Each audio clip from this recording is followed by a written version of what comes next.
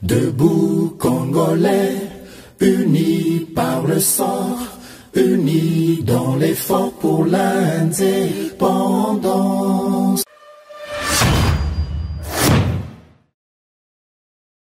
Ensemble, défendons la patrie et gagnons cette guerre insensée du M23, appuyée par l'armée rwandaise. Batela Ekolo, Bendele Koyate. Mbote na bandeko banso ya GKM Télévision, boye malamu na émission na bino bolinga kamingi le grand débat, les grands débats zali émission oyo ekotaka na bozindo ma matali actualité politique ya République démocratique du Congo, bozali ebele o bosili ko komela biso pe kotinda ba question par rapport ya actualité ya République démocratique du Congo. Ndenge ezali kolekela ngai mbi ya chaque chadrak nazala kawana na sengo mingi ya kozala info de plus le soir itando ikena bino nazali ngai moko te nazali na analyste maison wazali bongo moi mboka Samba Olonga autokosoana katikati na émission oyo naza reconnaissant mingi na apôtre Gérard Kabeya pesa absolument bakwa kozala info de plus le soir itando ikena bino pourquoi pas na maman Thérèse Kabeya en tout cas bambote mingi na pe maman en tout cas. Merci mingi na ba abonné na biso vous allez couper confiance partout dans le monde où vous allez en tout cas ba mbote na bino weekend oyo ezali weekend moko ezali à Esengo par maté tout le monde na République démocratique du Congo en tout cas déjà président de la République a outi bongo ko inaugurer ba usine ya ba Mercedes oyo ko sala montage ya ba Mercedes awa na République démocratique du Congo on a une bonne nouvelle oyo tokobanda nango katikati ya émission oyo puis tokolobela matériel actualité tokokota penda na bozindo na ba actualité politique lolenge ezali kolekela nazali ngai moko te na plateau sans monopoliser maloba mwana mboka mbote mwana mboka Samba Olonga mbote ndeko mbia cha boni santé boni makambo nyonso ezoleka malamu santé za ndenge moko zomona ngo mopepa nzambe yango mutetambusaka ba congolais. En tout cas les lois salionen comme le chef de l'état ko inaugurer bongo usine ya montage ya ba Mercedes ou ezali ba Transco à la République démocratique du Congo. Bon, premièrement d'abord ezali fierté nationale parce que après 31 ans usine oya mituka ezalaka na kati ya République démocratique du Congo j'aime General Motor au terrain nango place usine na bango ezali comment lelo marché à liberté wenze oyo musée azwaka initiative ya kotongela ba mama esika wana nde ezalaki entreprise ya suka oyo kendaki na pillage ya 91-92 ya Mobutu. C'est ce qui a occasionné chute il y a entreprise General Motor. Wuta General Motor à Longwa na ville à Kinshasa il y a aujourd'hui tout ça kotanga 30 ou 31 ans oyo biso totikali kozwa ni usine ya montage ni usine ya fabrication ya mituka na mboka na biso.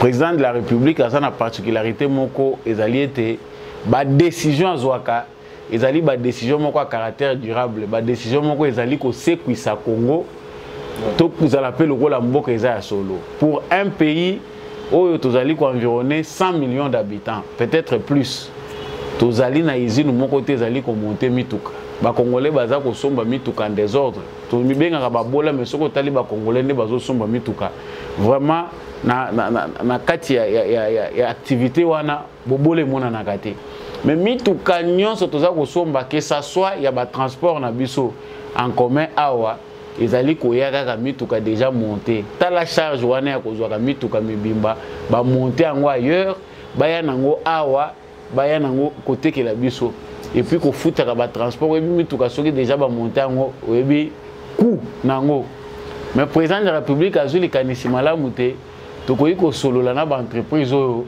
ko renouer confiance na bango.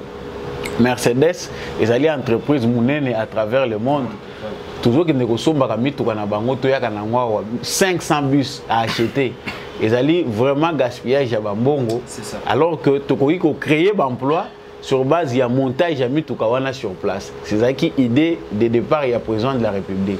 C'est ce qui est fait grâce à la diplomatie na yepo batu bazoloba o muta société wana azali pe collaborateur ya kala o moko ya HJ mokolo hôpital ya HJ ye wana pe mutaza kotonga ngo non diplomatie ouais sali que usine wana ya montage ya mituka parce que tant bako komana mituka bako ba fabriquer en RDC c'est ça bako komate fabriquer côté ba pièce ebutaki awa nde montage wana nde ya wana mobimba construction ça dit biso pe to koti ke na kati ya ba place où baza ko fabriquer mituka pese fabriquer pas na biso même si ba pièce ezali réaliser bipai na bipai pour enfin ya ko quitter la awa. Qu'est-ce que nous gagnons? Nous gagnons beaucoup en termes de marché d'emploi. Ouais. Plus ba commande des autres alébélés, plus ba Congolais baza ko zwa misala pour nakata izine wana on engage que des Congolais. So OK na njili yao. Initiative président de la République a pêché na lobela kango na mikolele kaki na ville ya Kinshasa o ezana esikate bana mibali to pe bilenge ba yebi mécanique lokola na njili commune ya njili. Okokuta bango batandami ebele le long ya boulevard oya pona vitre oya poachela yo couleur oya pona makambo ba pneu ba spécialité nyonso soko kena mutuka epave na njili bakoko zoki selwa ngo jeep olobi ke ndenge za boye e wuti poto mutu pa ndimi yango. Ça dit le problème est que il faut aujourd'hui savoir faire ya ba congolais toi associé ngo na ba entreprise ezali koya. Pourquoi pas na mikolo ezali koya biso moko pété to créer ba industrie na biso ko sala mutuka. Aujourd'hui les noirs savent ndenge nini mutuka ekoyi ko salema ndenge nini biso pe to ko créer yango longonya na tata mokonzi ekolo parce que lelo to moni ke ba emploi eza créé baza ko telemisa ba bus Transco ezali lelo na vision ko s'étendre na ba province nyonso ya République démocratique du Congo matata ponyo aza ko lobaki ya tikaki Transco ya kokufa po ba longwa ki mundele oyo batiaki na isika bango moni ke mundele aza ko coincer bango trop parce que aza ko linga ko pesa bato ba prime ko pesa bato salaire malonga bazwaka soki nani na bango batiaka DG na bango batie et celui qu'on a mis amemaka Transco na faillite avant matata ponyo longa premier ministre il a tout gâché na initiative au bazwaki ya début soki pe bazaka bato malonga mais le toza na Transco te to nga toza lande na stuc ou bien City Train. Baboma ba société wana nyonso pona ko créer business na bango. Les Transco laissés par Matata Ponyo ezalaki business privé na bango, ce n'était pas pour l'intérêt des Congolais. Donc pona bosuki ici, en tout cas ils a fierté nationale ndenge na lobaki na ebandeli, tata mokonzi ekolo aumela ba initiative a boye eza ya ko encourager to kende nango ndenge wana même pona ba téléphone portable. Il y a possibilité que ba téléphone oyo Samsung ba marque nyonso toza ko mona na wenze na biso. Soki l'état congolais a s'engagé na diplomatie moko ya malamu ba société wana ba koko créer ba succursale na bango awa et koko permettre qu'à la place ba téléphone yaka awa ba montaka ngo awa ndenge tozo monter ba bus na ba mituka mususu. Donc ceux qui peuvent monter ba téléphone awa les Congolais achètent en désordre ce côté les Congolais n'enga zo somba téléphone et là on est pour aussi dans la population congolaise parce qu'ils allaient ba créer loko après ciment tamo bomo kaka biso mo to ke to BBC même côté ya kozo ba congolais na misala et singa bazo banani parce que moto eli musala nda méritaka mais na Congo et comment makambo ebele côté par rapport à cela pour le banine to pour vacciner par rapport à bato baza ko sala na sous-traitance pardon le français on les comme compliqué trop batana lingala sous-traitance wana ezali ko komisa biso compliqué parce que bateau baza ko travailler na sous-traitance n'importe ya Joseph Kabila ba exploiter ba congolais mingi aujourd'hui souci na biso ezali que tant ba congolais baza ko zwa emploi ya sikandenge wana ndenge président de la République a sali effort ceux qui président s'est déplacé bato musu bazo mona muke o likolo moi usine wana ya bato pe montage président zo kende kuna non ezali vision ya munene yango président a moyen que c'est très important se déplacer à kende sur place yemoko eza ko la sa départ ya sika mais pona biso ba congolais to longola likunya ba société wana ba bandaka bien boye pour ba futa ba congolais bien eza nango eloko te on peut payer dernier salaire na société wana cause à la $500 pourquoi pas 700 mais au komona ke bato ya sous-traitance à travers congolais kaka ba ko sous-traiter bandeko na bango omoni que à la place aux $500 baza ko tshelo 200 et si 3 saisons qui ne yebani te ozana ba soin te donc mwana bela yo moko bela etali bango te ozwa likama na mosala société ko zayo en charge te nyonso ote ezana organisation moko ezawana ceux qui bozana ba problème bo s'adresser kuna aux autres travailler dans la société mondiale, mais il faut s'adresser pas à Moussous, il y a des places où il y a des Lambongo, ceux qui ont les camas, ils reconnaître dans la société. En tout cas, ils ont occasion, tout ça qu'on sait, dans la DG, il y a autorité à régulation, il y a nini.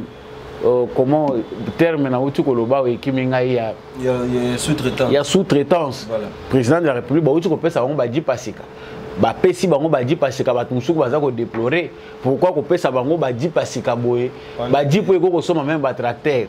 Mais peut-être na vision président de la République ezali ke bazala na ba condition malamu pour bazala corromputé.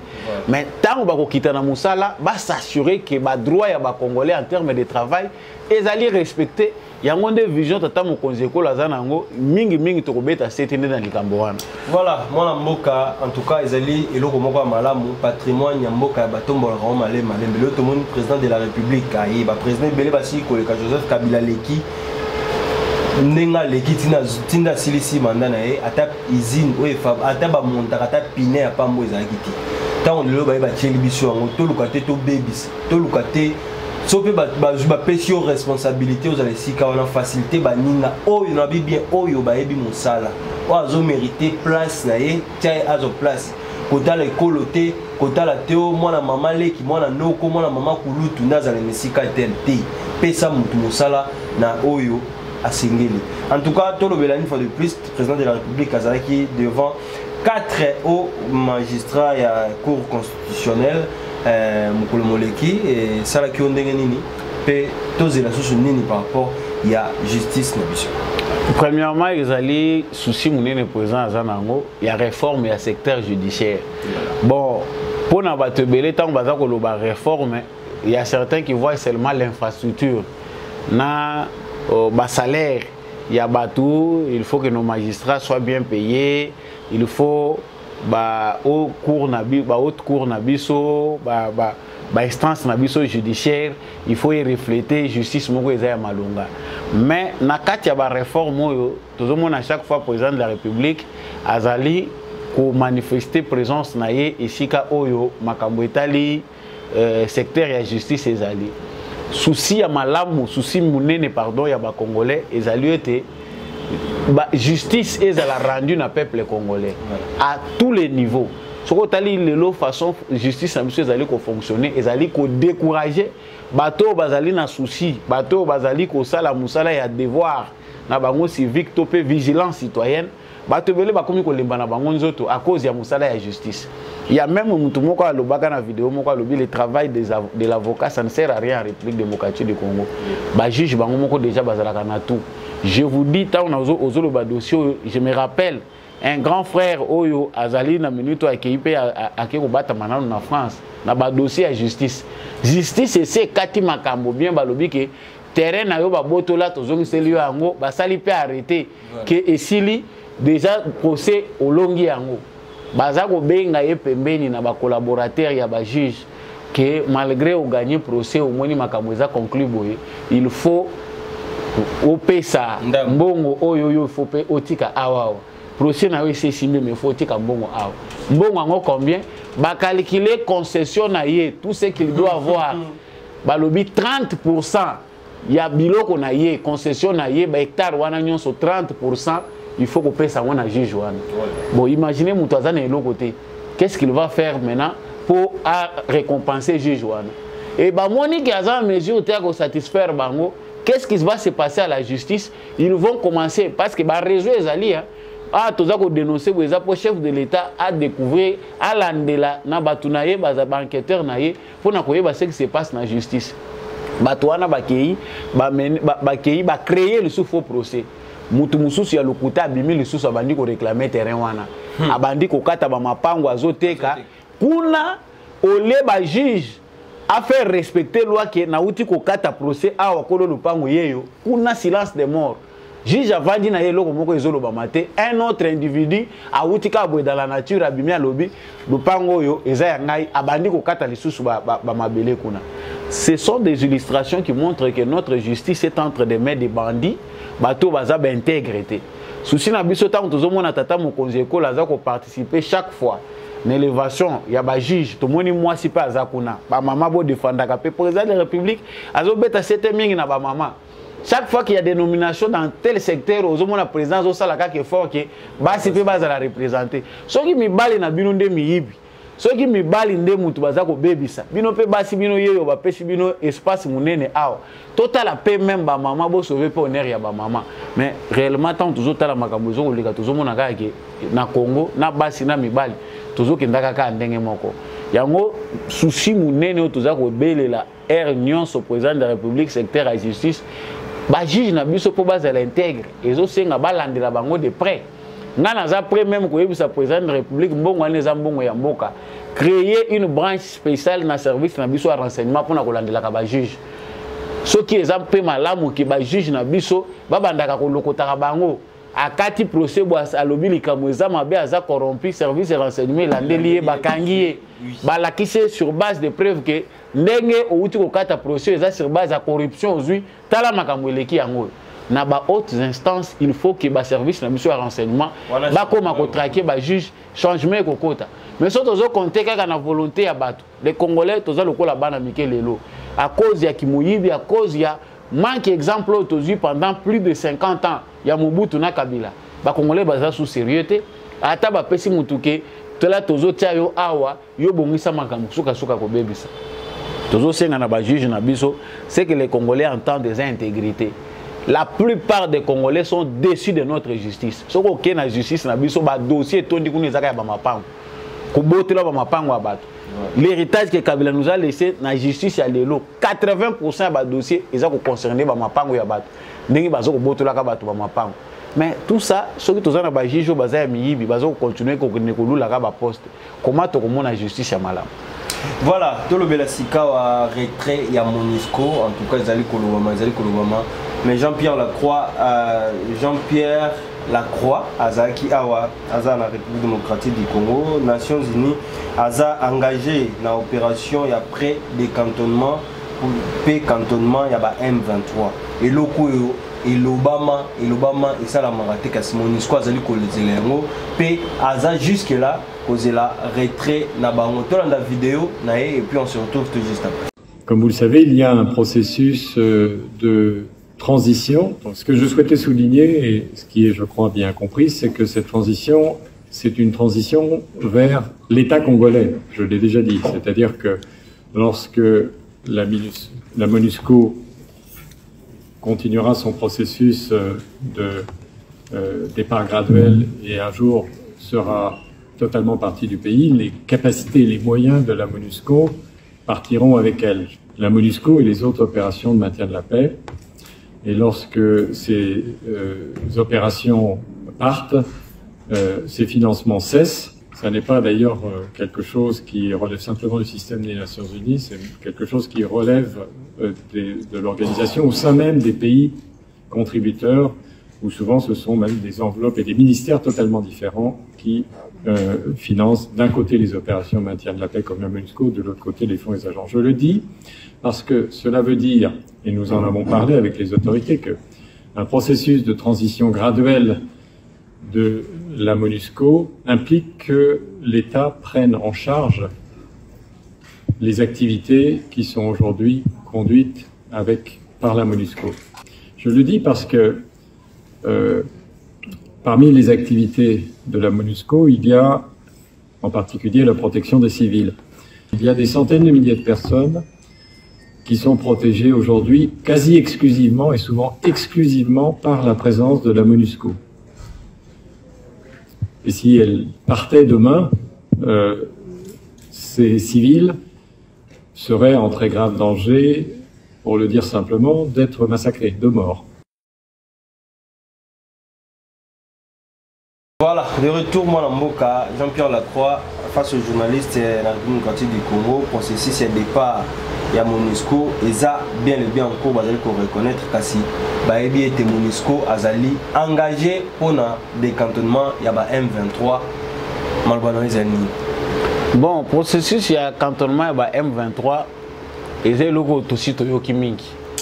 Et c'est le logo, et la Kishi, limite, il y a force régionale. MONUSCO, système mobimba Nations Unies, communauté internationale, ba soutenaki processus ya Nairobi, où il s'allie que force régionale ya EAC et Kota na Congo. Les lotos awa, nous sommes partis d'échec en échec. Depuis l'année passée jusqu'à aujourd'hui, le peuple congolais constate avec beaucoup de regrets que refus na yazaki nango ya force régionale ko Kota na Congo, ezalaki logique. Batouana Bayaki, ce sont nos ennemis, bah prouver sur le terrain que Bazali n'a pas M23. Maintenant, quand la Croix, monsieur Lacroix nous dit que Baye Bazali est engagé pour un cantonnement à M23, ce ne sont que des paroles. En tout cas, moi, je prie le gouvernement congolais à ne pas prêter attention à ces propos-là qui sont de nature à nous distraire. Parce que Bisso, totali, c'est la bonne volonté, bonne foi. Il y a la communauté internationale qui a sanctionné sévèrement M23. Na chef na bango Kagame. Tout le monde ni action ou ils ont qui dans sens wanate. Aujourd'hui quand on nous dit que Baza très engagés, ils sont engagés en quoi?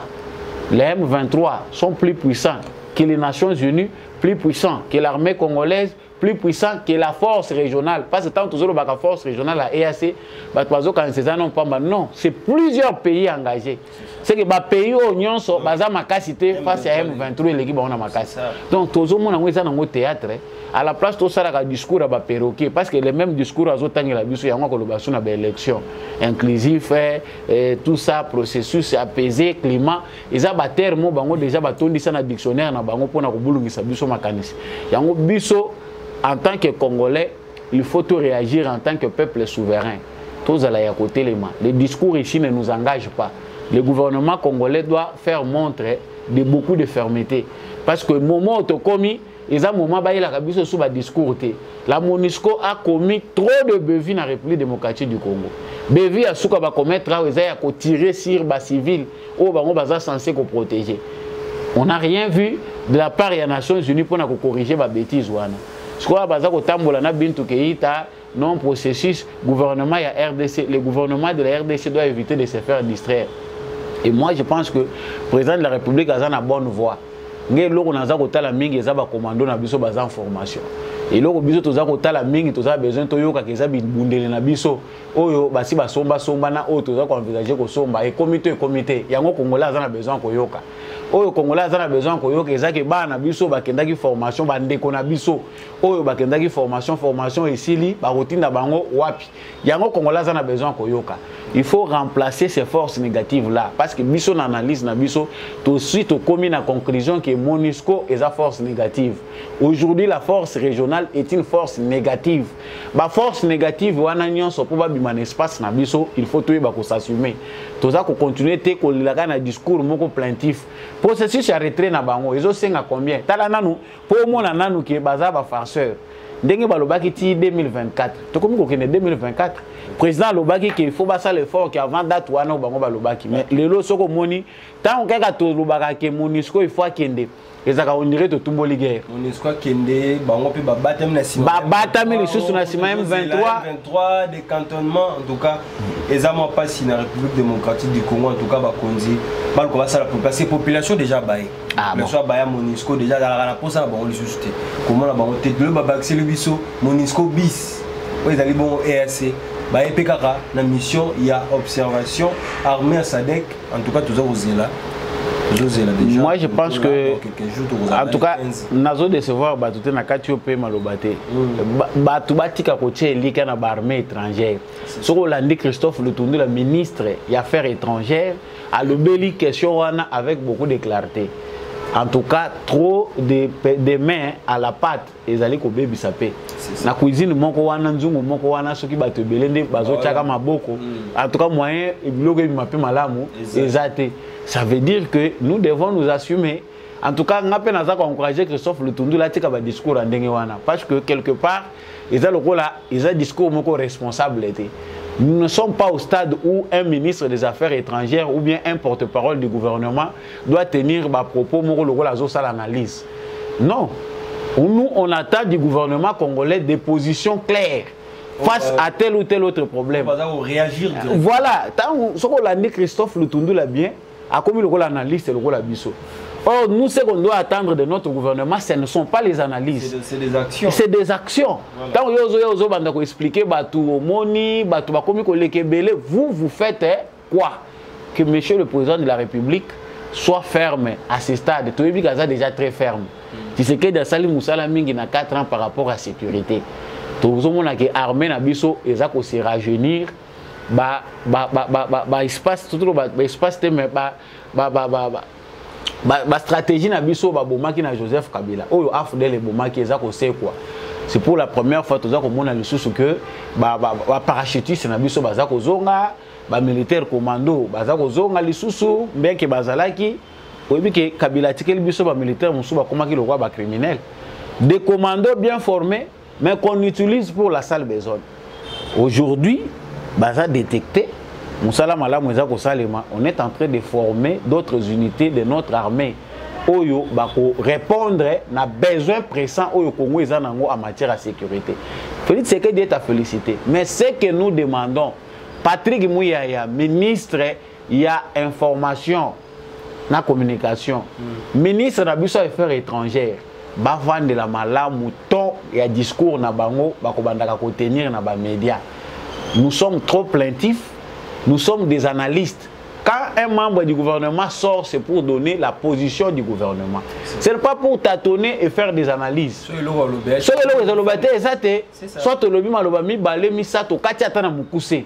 Que on multiplié ba propos et bello combien analystes donc yona samba olonga bozolo bandenge moko donc ce n'est pas ça qu'on attend. Voilà tokota sikawa na maimatali affaire ya Salomon Kalonda en tout cas famille politique ya Moïse Katumbi ba pona bango ba moni yango ezali bongo acharnement contre membre na bango ba lobi ete bazali kokosila makambo tolanda vidéo na bango.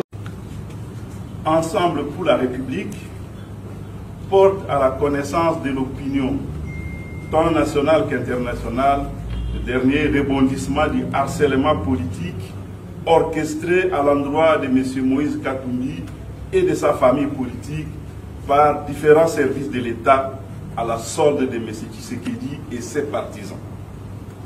C'est jeudi 8 juin 2023. Une perquisition illégale a été opéré à la résidence de M. Moïse Katumbi, président national de Ensemble, ici à Kinshasa, Ngaliema, sans que le propriétaire des lieux n'ait été prévenu de cette action, alors que lui-même est absent de Kinshasa et qu'aucun membre de sa famille n'est présent sur les lieux.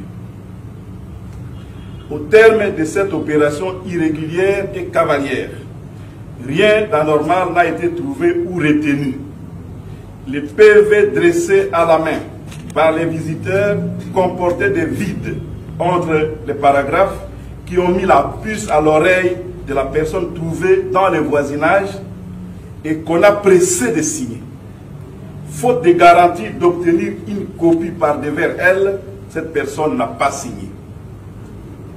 Nous apprenons également que dans le même temps, les résidences de M. Salomon Kalonda et d'Idela ont fait l'objet de perquisitions illégales. Ce qui s'est passé chez lui à Lubumbashi est tout simplement innommable. Les agents ont bouclé une partie du quartier de sa résidence, évacué toute personne présente aux alentours, refusé l'accès aux avocats du propriétaire des lieux, dont ils ont forcé les portes pour opérer leur forfait. Une perquisition est la fouille d'un lieu, envie d'y trouver les preuves d'une infraction. Une perquisition est la fouille d'un lieu, envie d'y trouver les preuves d'une infraction. Jusqu'au moment où nous faisons cette communication, personne n'a pu nous dire de quelle infraction Moïse Katumbi est présumé l'auteur. En vertu de l'article 29 de la Constitution de notre pays, je cite, le domicile est inviolable. Il ne peut y être effectué des visites ou des perquisitions que dans les formes et les conditions prévues par la loi. Fin de citation. Dans les cas ci-dessus évoqués, ces exigences de la Constitution n'ont pas été observés. Où allons-nous? Ensemble pour la République dénonce et condamne comme des abus de plus et de trop les perquisitions effectuées ces jours dans une résidence de son président national et dans celle de son collaborateur dont la détention arbitraire est en cours, comme un harcèlement qui ne vise qu'à museler l'opposition et voiler les insuffisances du pouvoir en place. Nous appelons le régime de M.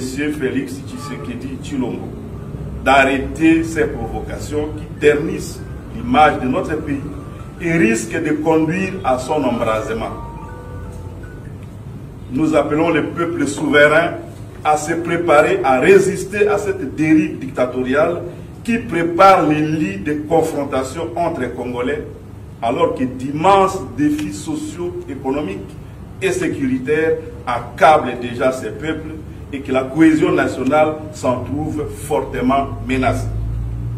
Fait à Kinshasa le 8 juin 2023, ensemble pour la République.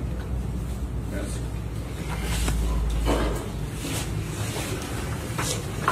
Ndeko Samba Olunga ndeko ya ensemble ouais ya Moïse Katumbi balobi affaire ya Salomon Kalonda ekomi régime ya Moïse ya Félix Tshisekedi ezali déjà kokenda vers dictature pe bazali ko reconnaître ba acte mon côté oyo bazali koloba propos ya Salomon Eskadela.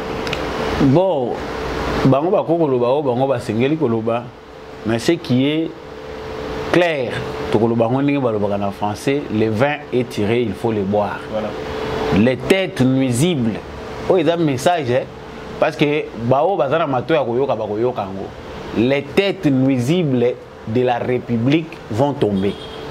Ils ont un message, bateau, bien, peut-être vous avez simolobité, dans l'opposition, tu sais qu'il était mauvais gouvernement. Les têtes nuisibles, bateau va nuire Congo depuis que Félix Tshisekedi a accédé au pouvoir. La tête va retomber. Peu importe les mécanismes. Parce que vous voyez, bateau va confondre. C'est comme si vous pouvez cibler. Non, non. Ils ont même coûté à tâche qu'on ciblé. Nous avons même un sens à une analyse pour tout éclaircir peu bande de landa biso. Au Moni, Moïse Katumbi a beaucoup bénéficié de ces pays. Moïse Katumbi a eu des problèmes avec Joseph Kabila. Moïse Katumbi aujourd'hui a des problèmes avec Félix Tshisekedi. Qui est mauvais? Les Congolais ont déjà leur conclusion. Dans la minute, dans la catégorie des Congolais, ils sont prêts à faire du n'importe quoi. Sur base, il y a un intérêt dans Bango. Moïse Katumbi est un agent payeur, est un bon payeur parce qu'il peut s'acheter tout ce qu'il veut. Il n'y a pas de journaliste, même des politiciens, ils sont prêts à utiliser. Il a une catégorie de gens qui sont faciles à manipuler. Likambo ya Salomon, Nasina Lobaki a toujours netandouagé comme Awa, et Fongole Libiso Libulu, où il s'engage que tout comprendre, Bosoteza wana peto nettoyer. Armée na biso est pris pour cible na Bami à Kagame wana. Moïse Katumbi est ami à Kagame, est ami à Mo Ibrahim. Calcul na bango politique ezali soit Tshisekedi akufa soit basala coup d'état. Bango baza ko envisager vraiment clairement élection té. Ba action nyonso baza ko reprocher ba indice nyonso ezali ko bimisa culpabilité ya Salomon Kalonda eza vrai. Service de renseignement sous Félix Tshisekedi eza na intérêt té ya ko créer ba problème. Tout peut ko créer ba preuve autour ya Salomon pour na ko incriminer. Non. Si Tshisekedi avait besoin que à diriger Mboko en tant que dictateur, à étouffer la liberté à Congolais, Moïse Katumbi serait Libanda, Yamboka Lingaza na Congo. Moïse Katumbi est revenu. Si Salomon Kalonda est revenu au Congo pendant qu'il est citoyen belge, c'est encore Félix Tshisekedi qui est intervenu pour Salomon Kalonda Zonga na Congo. Alors Félix Tshisekedi n'a aucun intérêt à nuire na Batouana. Mais ça comportement na bango moko mutezo nuire bango. Baza okuta pas Salomon Kalonda non seulement ba makambo to loba rapport azana ngona M23 ba quel rapport Salomon Kalonda membre ya opposition à cause nango na ba élément ya M23 quel rapport ekoki ko sala ki asololaka na ba autorité rwandaise c'est-à-dire ezaki na kati objectif na bango ya kokokisa makambo touti koloba yango tolobi omoni bango bazwaki temps ya koyeba Félix Tshisekedi bien te. Ils les connaissent seulement des pasteurs. Bayebi que ndenga za boye ya zane pasteur nyonso tokosala wa démocratie tokoyebisa ye état de droit Tshisekedi devient dictateur Tshisekedi obiso toyebaki tobundaki na opposition. On ne blague pas, on ne joue pas avec la sûreté de l'État. Ba perquisition ezo salima pas kalonda bango bazolo bakena les avocats ils n'ont même pas tenu compte des avocats. C'est dans quel pays? Eza loi ya mboka nini? Ba perquisitionner pas ancien président Sarkozy na France. Baza kokota na ndako na ye. Ezali kama ba avocat. Même Trump ba azate ba fouiller ba panzi biloko na ye, ba armoire pe buka na kakaka. Parce que ce que Moïse Katumbi nous présente là, c'est du théâtre. On n'a pas qu'il faut filmer, ça y est au secours ya maman, au babuka kia, au moni rideau kwei, au bapanja, babuka kakaka. Ce que je sais, babuka porte na yo babuka ngo. Les perquisitions tant bayaka, ils font leur travail et souvent ils ont accompagné la violence moko boy. Ba porte buka naka, ba armoire ils ont cassé et puis au koloba na ondengo koloba. Ça reste une affaire où ils allaient concerner sûreté à l'État. On ne joue pas avec la sécurité d'un pays parce qu'ils ont Salomon, parce qu'ils ont Moïse Katumbi. Et information si Moïse Katumbi et Joseph Kabila pensent que Tshisekedi Azali Oyo Bango Bayebi que non Azamuto Ayebi le côté, le Colazo dirigé Congo, c'est un venant, réalité à pouvoir y aller bien côté, Bakosuka Nabolo, Bakokanga Bango. Parce que là où nous allons, Kabila lui-même est en train de forcer la porte de sa prison. Bilwana paye bese kufinango. La prochaine personne, parce que Kabila est déjà dans les trous, il faut tout le bakango. Moutou bakolandela bien à Joseph Kabila. Parce qu'il est aussi dans les coups. Baye biloko bango bazo préparer. Mais eza ko suka kamayeli. Tshisekedi oyo tant azo sala ba premier pas na en tant que président. Bango baye que tout était entre leurs mains. Est-ce qu'ils peuvent nous dire clairement à partir de moment nini Tshisekedi a roulé bango mboka eza sura maboko na bango te Tshisekedi a commis dictateur. Ba yebisa biso date depuis mukolo Tshisekedi a commis dictateur. Baza nango te. C'est pour dire que yana mutu soko botami no zanyama ato vandi na bato mayele ndenge nini. Ato tangi no bakalasa ndenge nini bongo na yo eza na ngoka ya nyama. C'est pas pour rien, toujours mon professeur Moussa à l'université, 3 fois docteur, j'ai un doctorat en ceci, j'ai aussi mon baby célébiso pena réputation. Ba diplôme est belé. Fandi pemera mutume. Bozo aider les logo. Mutu émergence zateka before mutu moko wana. Non, président, tout ça ko yo. Kabila est en train de forcer la porte de sa prison en cherchant encore à barrer la route à Tshisekedi. Na stade Tshisekedi a commis azali kolo makasi. Moni bango bazo ça la petit combat na Tshisekedi à l'interne. Mais ils ne connaissent pas le niveau où Tshisekedi a commis. Mais en tant qu'ancien président, comme là-bas président, nous sommes qu'il est président, c'est belé en Afrique. Par rapport à l'évolution, il y a même 23 aussi. Est-ce qu'ils ont mappé? Bon, l'idée n'est pas à M23. L'idée c'est de nuire. Évolution ni na M23. Parce que à moins que Bissoto à la amnésique, la M23 pour ne pas dire Kagame, mais Kabila. À la base de la création M23. CNDP tant que Koufi Bazo créé M23. Qui a cautionné? Moutabandaki ko exécuter ba ordre ya Kagame pour na kozwa ka ba Rwandais ko kotsa ka bango na armée ko infiltrer bango na kati ba institution na biso c'est qui? Logiquement c'est Joseph Kabila. Nde mutasali que armée na biso ezala infiltrer ba service na biso ya sécurité ezala infiltrer. Conclusion à Souka Bazouna en 2013 parce que les Kabilis se sont fiers. Bango Bazolo Tshisekedi a lobby le M23 est invaincu. Non, Tshisekedi se pose des questions. Comment un mouvement rebelle Oyo est vaincu en 2013 militairement peut encore ressurgir. Et c'est question que je poser Kabila. Ce qui a solo bolonga qui bango na mandoki, bakozonga baya kosani. Kabila a eu faire des accords na bango. Ba accord à CNDP yango ba reconduire na M23. Kabila pesi bango mabulu azo pesa bango bambongo futa ka bango, bavandi na bango na Uganda, bavandi na bango na Rwanda, awa mbongo ebimaka. Bamususu azui à côté si bango ndenga côté saka bango na madusu. Quand Tshisekedi Félix accède au pouvoir, ba M23 ceux qui bazolo ba non Tshisekedi nous avait contacté. Tshisekedi a contacté bango talinga kazo information. Bozo lukanine, bolingi nini. La politique ce n'est pas interdit. Ceux qui ba M23 bazolo ba non ba yaka na Kinshasa, même ba kokoya, ça existe.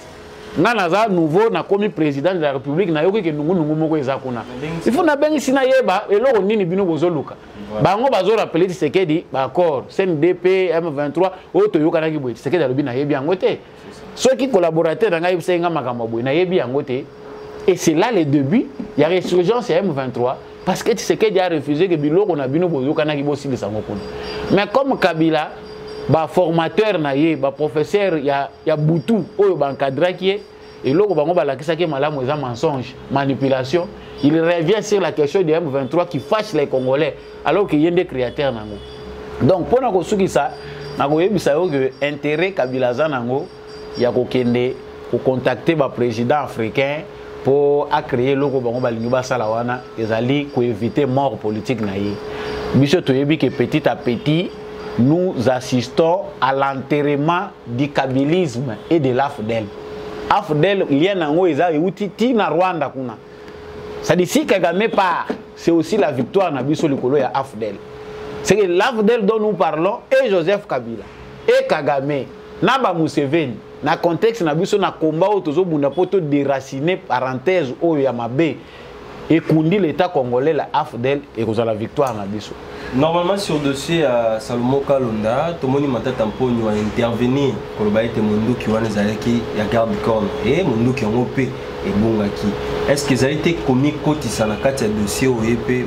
Azana m'a ramené la justice, mais à mi côté des soucis parce que na carte dossier parce que normalement justice peut faire au cahier, faut benga, ils a été que à répondre à Twitter des alliés pour ça.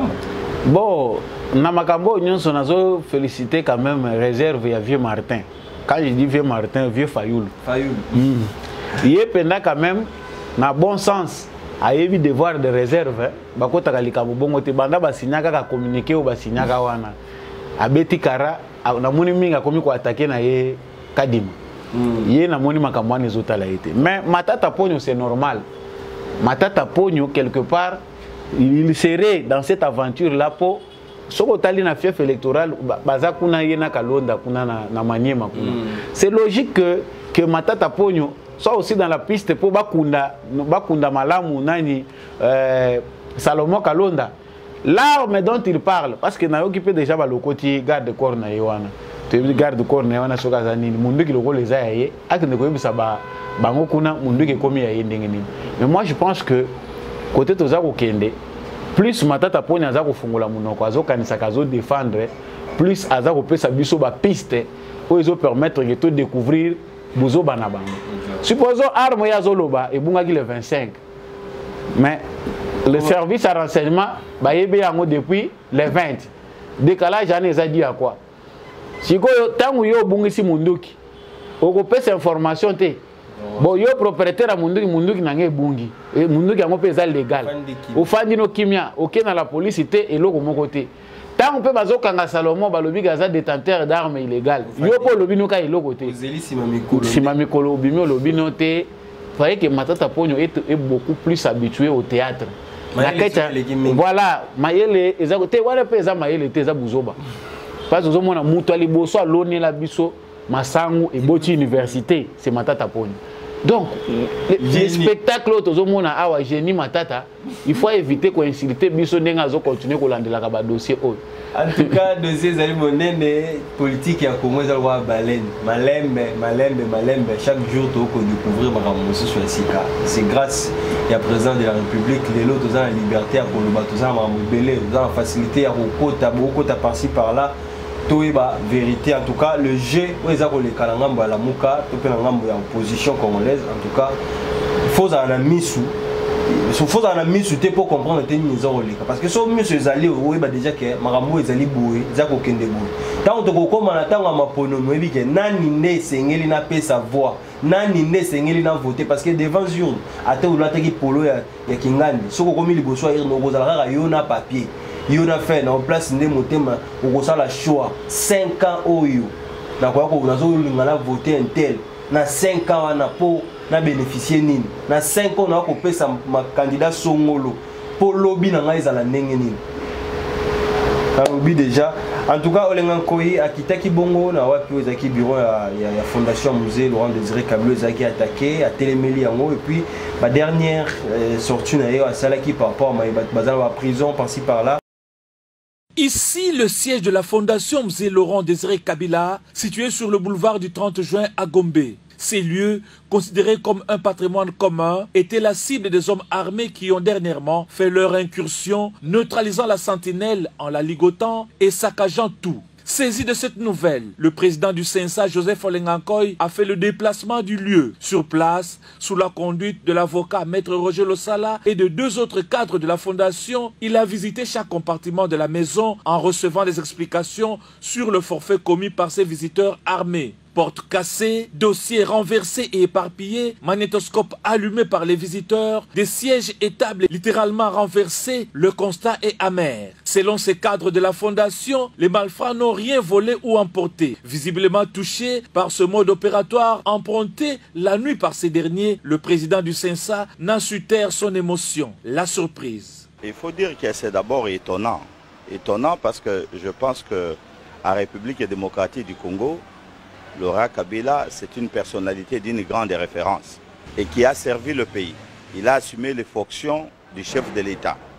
Et les fonctions du chef de l'État, ce sont des fonctions sacrées. Et lui, il est mort à fonction. Tel que je viens de voir, c'est vraiment triste. S'il y a soupçon, même chez moi, comme Olenga Nkoyi, l'État opère la journée. Faire ce que je viens de voir, je condamne avec la dernière énergie. Nous, on a besoin de la paix. On ne peut pas s'attaquer à la fondation Tshisekedi. On ne peut pas s'attaquer à la fondation Laurent Désiré Kabila. On ne peut pas s'attaquer à la fondation Mobutu. On ne peut pas s'attaquer à la fondation Kasavubu. Et tous ces grands personnages et à passer tout leur temps à défendre l'intérêt du Congo. Moi, je crois que ce sont des domaines sacrés. Joseph Olenga Nkoyi a lancé un message aux autorités compétentes afin que l'enquête initiée aboutisse et que les auteurs de ces actes soient identifiés et jugés. Je crois que les cours et tribunaux vont peut-être établir les responsabilités de chacun. Parce que des incidents comme ça, quand on les laisse dans un pays, personne ne connaît les conséquences de l'avenir. Les valeurs républicaines à cultiver, tel est le credo des membres de la fondation qui attendent les résultats des enquêtes. Malobano ezali ni moi na résumé na ngam kusi. Vie na biso Olenga Nkoyi aluka bulo alala kanzalate. Toyebi ke pendant régime nyonso akabila batu banyokoli Tshisekedi Etienne. Est-ce que poste wana tisiko ya Senseza penza na eza na utilité te yango la lobi aluka musala. Parce que eloko ezoyela ye eza kozanga musala. Et chaque fois qu'il y a une certaine actualité, il faut créer musala autour ya Sensa. Sensa veut dire quoi? Sensa nous apporte quoi? Ba créer ki Sensa pona nini? Est-ce que na moment otokomi 5 ans yango ezokoka ya mandat Tshisekedi, rôle ya Sensa eza nini? Et puis Olenga Nkoyi concrètement, est-ce qu'il est fier? Il y a Sensa ngo eloko nini ya salaki? Moi je comprends que quelque part président de la République il faut aider biso. Parce que surtout wana plus toza ko avancer, plus ko ya ko lukela biso so makambo. Olenga Nkoyi va non na cadre la Sensa ba prisonnier politique on a qui ko visiter. Eza différent na nani Tata Cardinal. Parce que comme rôle ya Tata Cardinal. Parce que confusion ezokota na mboko parce que tout le monde veut être quelque part. Même si au Salamana yo te pose à la quelque part, yo po lingi kaka yo pe nazalaka quelque part. Olenga Nkoyi peut disparaître calmement na scène publique sans qu'il y a causé biso lisusu ba tort. Na stade biso to komi to dans na stade ya koluka ba dialogue te. On sait que suite ya makambo oyo Olenga Nkoyi azoloba to yoka ki déjà pensé na ye. Eza que Félix Tshisekedi a réunir ba acteurs politiques, ba principaux acteurs pour na kosolola na bango. Ce qu'on a dans kotuna Félix Tshisekedi sortait des consultations pour ya salaki pour na koboma FCC cash. Il va réunir les acteurs pour yebisa bango nini pour na suka nango Olenga Nkoyi asenga poste.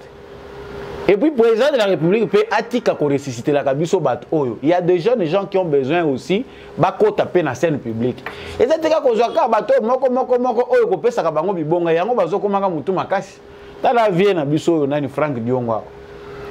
Azaku tuna poate aidaki niti Tshisekedi. Mais Félix Tshisekedi na mutema na lobité ba vie oyo ils appellent faiblesse. To lukele ata place moko bochaye parce que il mérite quand même tout le qu'il est quelque part. Mais Moutango va dire qu'il est quelque part. Na kachobo air nyons. Koluka ko flatter Moïse pour na kozwa quelque chose. Na moment où il y a la veille balingi ba chawo esika balingi ba chayo via Betty Bor kuna et baloli makambo nyons. Ça a changé na ye. Donc il y a des gens qui sont en politique mais ils ne savent pas ce qu'ils font. Donc biso to luka penzela o eza ya biso. Ya ona za ko insister pour na loba makambo ebele te to leksangonga vie olenga nko iluka bulo. En tout cas, et là on a ces attentes, on a tant peu qu'au cumul peu que Moussala va vite, mais ça les acquis que pendant pour au même moment pour nous, tant pour le messie les qui ont déposé, aux élites peut-être, bah on peut que tu ici comme sous tracasserie, na ville province ya Kinshasa et Salami les Bosso il y a hôtel de ville. En tout cas, ils avaient le comment on va déplorer, bah major on a bichot quand la ville province à Kinshasa, bah on est baso causé, bah tracasserie. Tout la vidéo, le on a bino, il y a moins de 2 ans.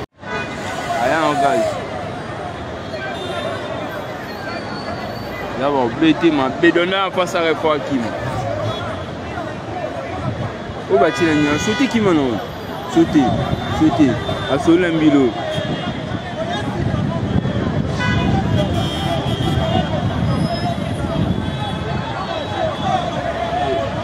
Moi, oh la tracasserie devant l'hôtel de ville.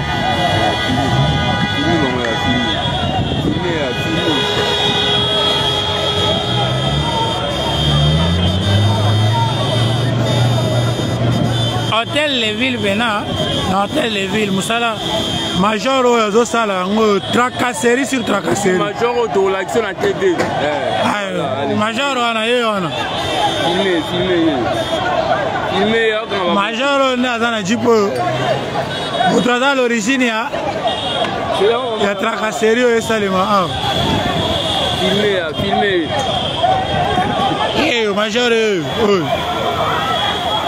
Et puis l'hôtel de ville, filmé bien. Dans la Jeep, il y a GP, IPHP. Major. Ça va moto, il y a moto. À ça, Moussala. Général Gassongo. Policier. Voilà, moi, Mboka Samba Olonga, major, qui est dans le terrain, na ba policier, koboto la ba moto, o ba jeune ba ko débrouiller na mbona mama ya pasi. Baboto la moto pour que nous ayons destination inconnue, ce que l'on dit, ok, qu'on a pesa 100 000, pesa 200 000, pesa parfois 300 000, ou yo peut peut-être pesa te. Ils n'ont pas si ça pour nous. Mais ville sécurité dans la ville province. Bon, to kanisa qui tous souffle. Tant que tu as une nomination était général Kassongo parce qu'il a déjà fatigué. Aza déjà fatigué et les hommes on a appris clairement que azo panapé mazo kokalisu souté makamwezo les gana ville à Kinshasa. Alors pour ne pas créer d'autres situations derrière la situation ya muto aza déjà fatigué. Ou aza lisusu na maîtrise ya makamwenzo likate. Il fallait tout le monde a déjà mutu mususu mais to yebité parce que wana ezali kokota na discrétion ya pouvoir ya président de la République. Surtout que tout le monde a la nomination à Sika. Mais visiblement comme ça se voit déjà que... En tout cas, colonel, général Kassongo est fatigué. Fatigué parce que... Mêlié, multitude, il y a des problèmes. Na banditisme, ils ont créé. Parce que Kouloun a déjà une réalité. Insécurité, na mauvais comportement, il y a des policiers, c'est déjà aussi une autre réalité. Aujourd'hui, nous faisons face à une autre réalité où ils ont des milices. Oyo bazali créé à opposition et bien Mobondo et les autres. Ça dit ça s'ajoute à la surcharge au général Azanango, il n'est pas préparé pour ça. Il faut préparer quelqu'un avec qui on va donner des instructions claires pour maintenir la sécurité malam ya ville à Kinshasa. Je pense que le ministre de l'Intérieur Peter Kazadi Azanakati y a réflexion ils ont aucun sens wana. Parce que stade de sécurité commune à niveau à ville à Kinshasa risque d'implosion ezali. Tout ça qu'on souhaitait mais ba multitude parce que lorsqu'on a des problèmes on a nous éliminer té ba problème aussi ezali ko s'ajouter. Risque ezali que implosion ezala. Tali makambo ba bato ba moto oyo ba policier belé bazo vivre na ciment ya moto ki ya baninga. Ça dit on ne sait plus qui peut confisquer une moto. C'est un policier, c'est un roulage ou bien nani akoyi pena solo ko kanga moto. Parce que Moutounion sur les lois azali na droit que ce qu'on moni moto l'infraction à kangaï. Bon, qui est habilité normalement pour attirer misa moto ce qui a zana mbeba okomona bango bakangi moto ya moto. Oui, c'est ça c'est et ça la mingi n'époque ya Kabila. Ba jeunes ebelé baza koluka misala na bango to boy te ke baza ba incivique. Ils doivent être encadrés par l'état. Ba mususu baza na conduite ya mabe, baza koyeba ba droit te na ba devoir na bango. C'est à l'état de les éduquer. Mais tant ozomona ba agent ya la police ba komi bango moko ba koluna. Batali koto ba moni population eza penda mingi te. Batali mutu na moto na ye ba créer infraction. Ba botoli kolo moto azotika la sur place. Bango bazowelela bakima na moto po alanda bango esika eyebani te. Soko tali ba jeune ebele na ville ya Kinshasa bazokenda kolukaka ba moto na bango akei on a ke changer na ke kalufungula azokende koluka moto na ye alors que moto na ye basi ba changer ngo plaque et koma ya mutu moko boye policier moko ba koma kotambola nango soit ateki yango.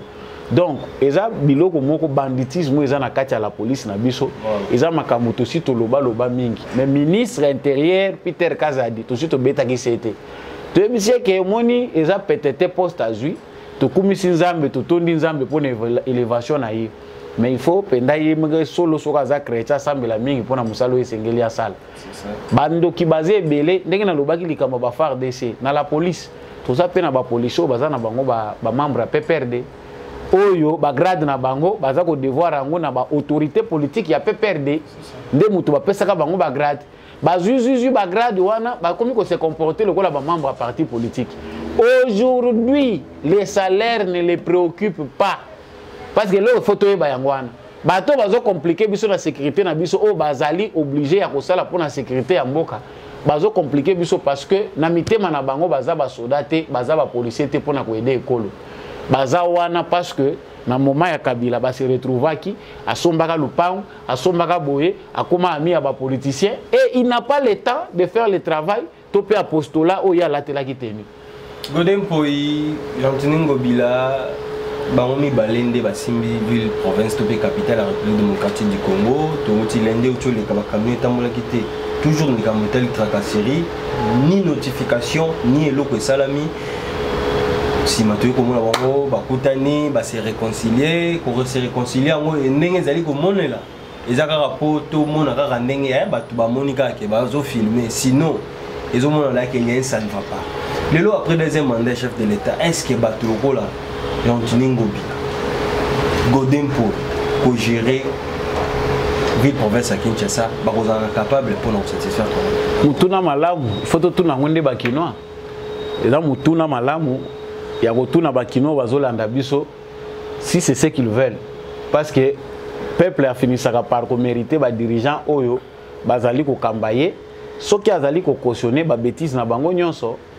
Godem poi atelemeli Jean-Tini Ngobila alobi chaque mois hein toza ko perdre ba milliards ya ba francs congolais et ce que eza ko kende eza ko yebanate ba taxe belé o eza multiplié na ville ya Kinshasa ba to moto to uti koloba ba futa ka taxe na bango journalière 500 francs wana sokoza par jour. Nous avons combien de motos dans la ville de Kinshasa? Où va cet argent? Est-ce que il chef to za koloba alandela ka penda ça la contrôle malamu ya taxe particulière nanu où eza ko ta journée moko ngana zo loba jila lingeti quelque part on dirait aux appels complaisants. Pour makambo biso pe to lobo ezape iloko pe ko sala enquête. C'est comme si na ville ya Kinshasa makambo Ngobila asi ya lamba bino na esprit même présidence moyeta la Ngobila ezate. Taxe nanu kaka ya bato moto. Est-ce que ça na parking ya moto basi batongi? Auto monique construit par ville ya Kinshasa. Que non tendenge to za boye taxe tozo parce que redevabilité pe retour oyo bato bazozela yango wana. Mbongo oyo eza ko kota na ville ya Kinshasa. Il faut aider ville à Kinshasa. Est-ce que ça na kati ko salem? Yango toza na kati ko lobage ngai oyo bango basali bango mibalo moni bayambani bazopesa na mbote. Godem poi aza pasteur. Na respect tozo pesa ya en tant que pasteur a sauver dignité à ba pasteur. Pasteur aza muto ko buka ka lukuta te. Expression corporelle ndenge mususu.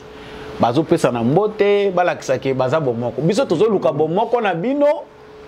Topendenge bokangami parce que ole basuka kaka bakangami bazopesa mbote bazopesa ka mbote bapesa ni mbote na bio.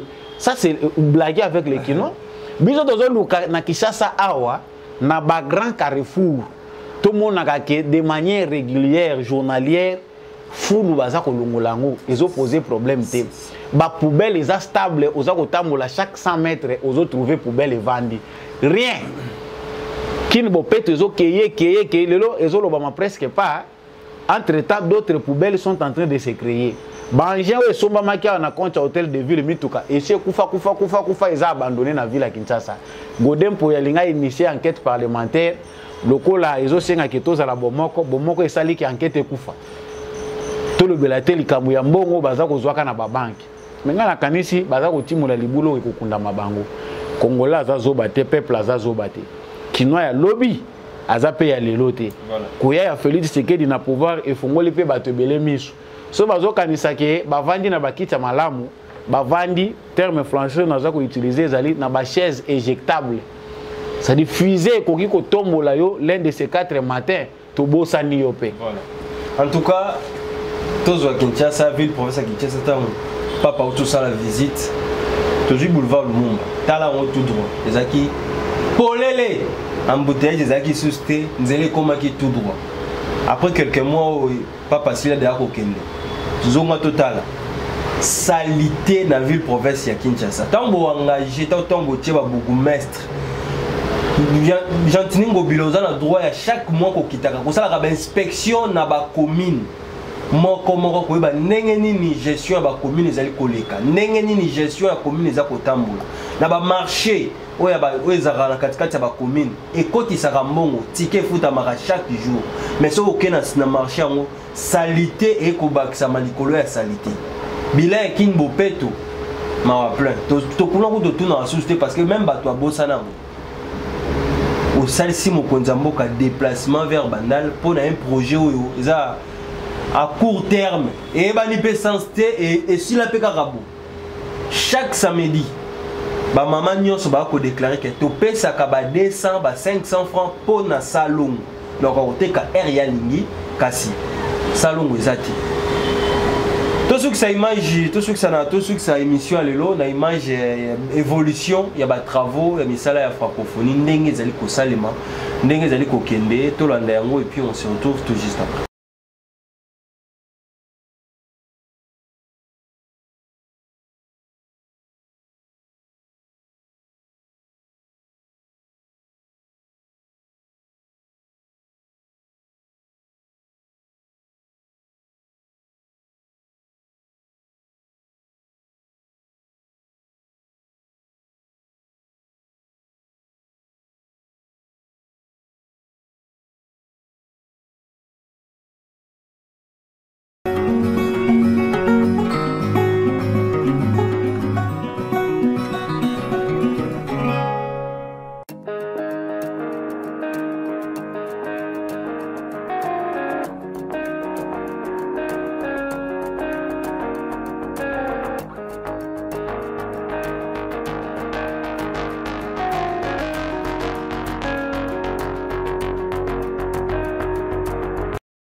On est presque à la fin de cette émission. Mboka misala en francophonie, ezali ko kende penza na moi rapidité par rapport à temps na mo pendenge ici d'ailleurs ko poussa na to mon stade des martyrs tata Raphaël de Basel ko ngisa.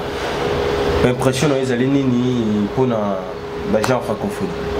Bon, les gens et francophonie ezamalamu parce que diplomatie tata mokonzelo et ekolo ezako sala ete Congo ezala visible.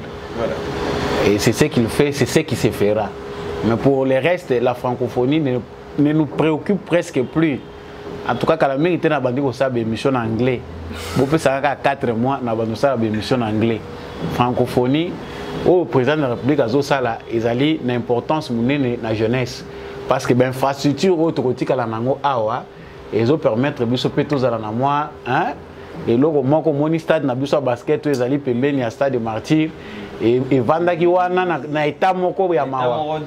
Donc grâce à la francophonie et baje à francophonie au monique ezako ambeli donc au moni pe ba salle mususu tozaka na ba salle te ba salle les autres s'est créé ba bâtiment au bazako tonga kuna et ko servir ba université na biso lelo moni ba bongisa on standard moko ya likolo tango ba athlète wana ba kozala loger ba jesili ezotikala na maboko na biso en tout cas pona wana longonya na tata mokonzi ekolo nanu tomona na si peu de temps te ba infrastructure ebele etelema na mbala moko donc soki esingai ke bakisama na kanisi ke soki ezalaki ata kan na makambo football to chan organisé par na biso elingaki bakisela biso sous ba infrastructure ya malonga donc ya motu ezali ko senga na tata ekolo président Fati a les sous importance mingi na ba œuvre eza ko concerner jeunesse et belé sport ya Congo et Koufi sport ezate ba infrastructure ko permettre épanouissement ya ba jeune oyo bazali na